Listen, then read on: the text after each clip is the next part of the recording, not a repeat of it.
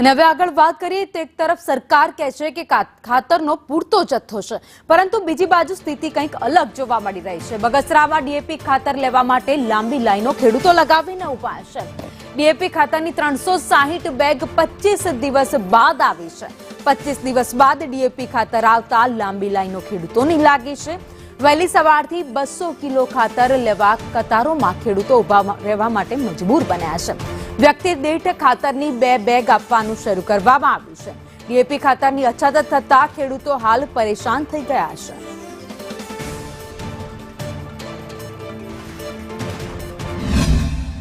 તાલુકા ખેડૂત અગ્રણી આજે 25 દિવસે ડીએપી ની ગાડી આવી છે અને લોકોની લાઈનમાં ઊભા છે, 2 બેગ આપે છે। તો સરકારશ્રીને અમારી વિનંતી છે કે શાળુ પાક ખેડૂતોને વાવેતર કરવું છે તો સમયસર ડીએપી આપે એવી વિનંતી સરકારશ્રીને અમે કરીએ છીએ।